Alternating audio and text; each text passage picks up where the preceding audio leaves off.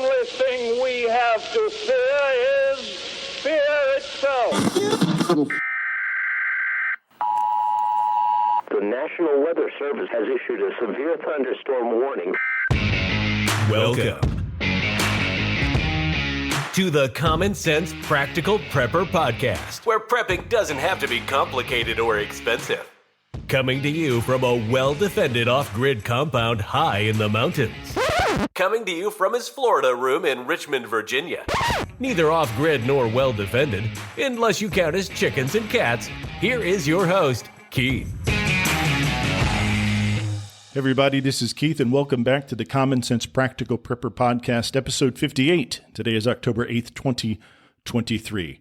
Well, obviously you know what I'm going to talk about, and that is the war between Hamas and Israel.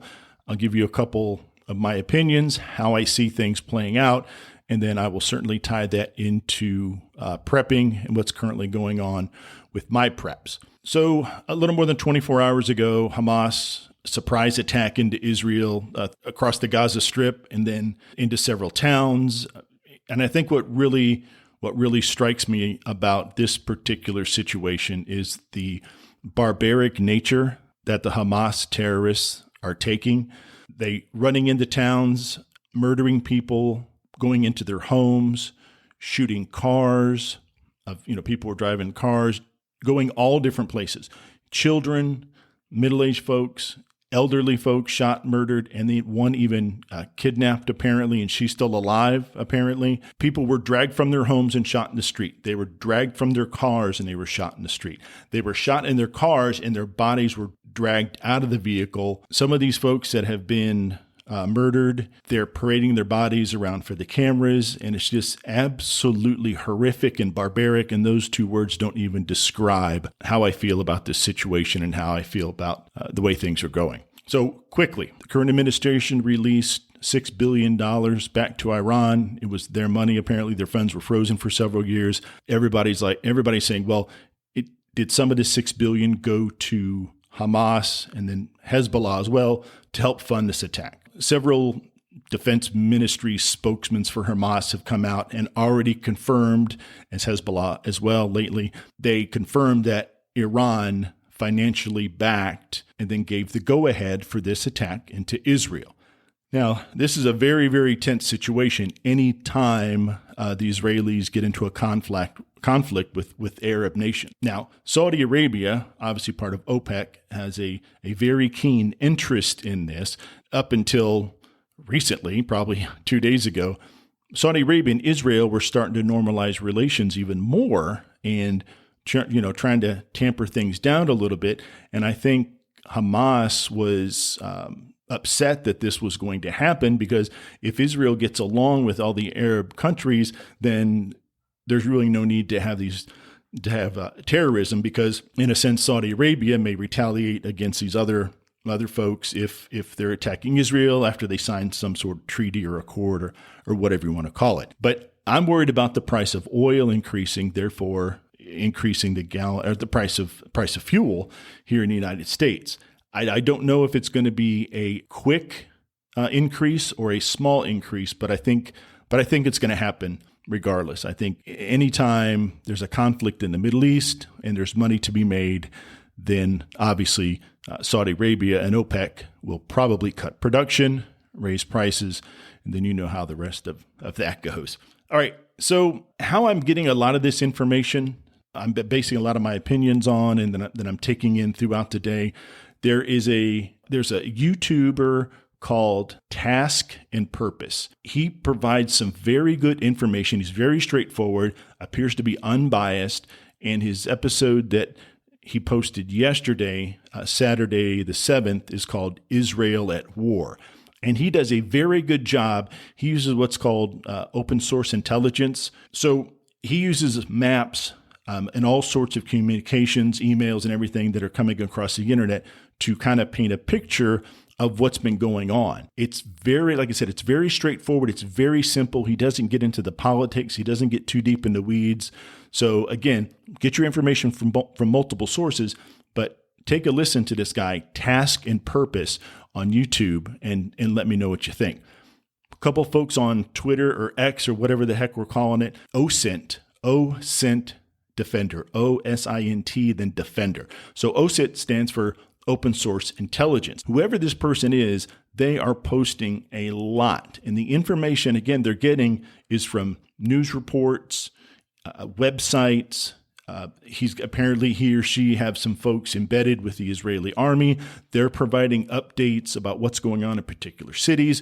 So if you are really good at gathering open source intelligence off the internet, then you get a pretty good idea, and it's fairly accurate on what's going on. Now, anybody can do it. Everybody can Google search or check out something on Yahoo, and you're technically looking at open source intelligence. But when you take so much in and you're able to digest it quickly and then put it into a format that most people understand and they can follow, you're doing a great service getting the information out there that you might not otherwise hear on the mainstream media. So OSINT Defender, go ahead and give he or she a follow and see what you think. Another one is War Monitor, WAR, and then Monitor, MONITOR.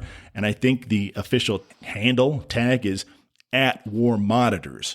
So give this person a follow if you can. And just, again, a lot of it's just very basic, very straightforward, not a lot of opinion. It's just the facts as they see it, so you don't have to wade through all the other crap. It's just basically their opinion and what they're hearing or what they're seeing. Let's talk about inflation and a situation I had today.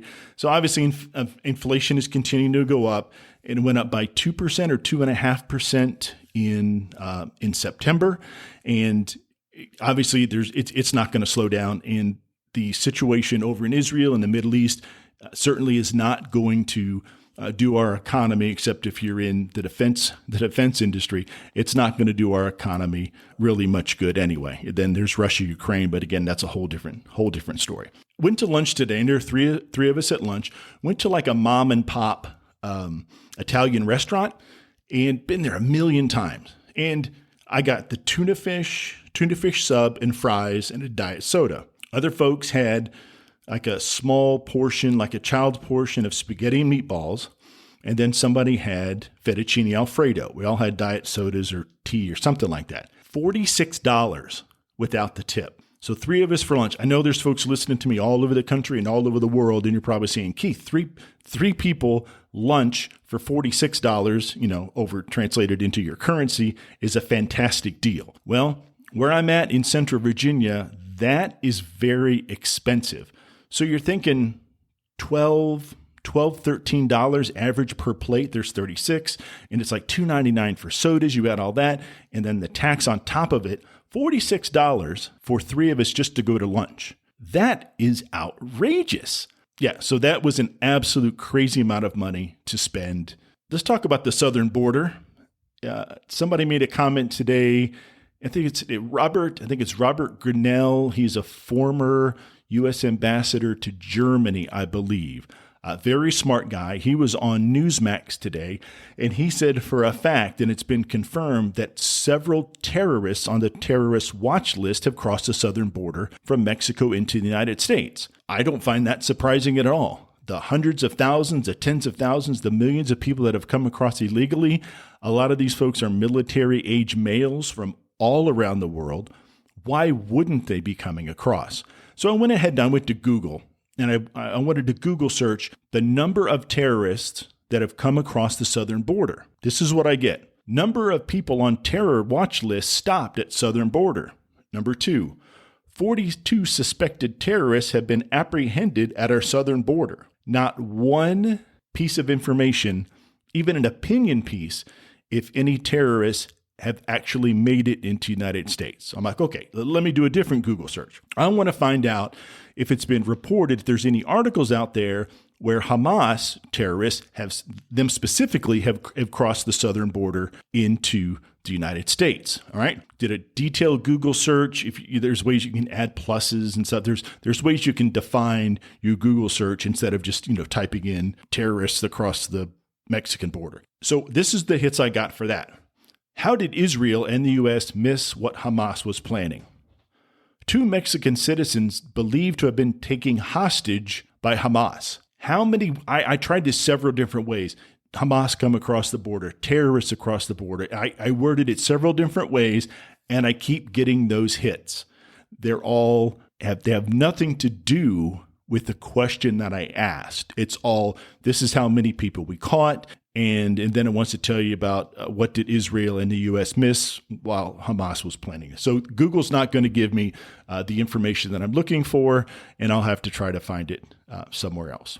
Okay, my bug out bag. So thinking about all this, thinking about knowing, it's just a fact that these terrorists have come across the southern border. So now the question is, where and when are they going to strike? I think that's the scariest part of all of this. And people will say, well, what are the odds that it happens in my town? Like 10 bajillion to 1. But what about it's down the street? What about a town down the road? What about family members living 600 miles away and it happens in their city? If it can happen in Los Angeles, it can happen in Chicago. If it can happen in Chicago, it can happen in Houston. If it can happen in Houston, it can happen right where you're sitting in your house, car, condo, boat, whatever you happen to be living in. It can happen right where you are in your town, your city, just as easily as anywhere else. Back to the bug out bag. I'm going to completely strip my bug out bag, and I actually need to, I didn't think about this until just a few minutes ago. I need to set it up for fall and winter. Got up this morning, 42 degrees, had all the windows open, forgot to close a few, absolutely frozen to the bone this morning, and I loved every minute of it. I love cold weather. I love sleeping where it's cold. Anyway, I digress. I'm going to watch some additional videos on YouTube, grab, again, multiple opinions, and I'm going to strip down my bug out bag and repack it with obviously warmer clothes, and then get a few suggestions to see if it fits my situation from people on YouTube and Twitter and stuff like that. So I'm going to do a little bit of research, and I'll let you know what I changed or anything like that. And also, when it comes to this little EDC everyday carry bag that I have in my Jeep, it's just the very basics, very basic first aid, just nothing too extravagant.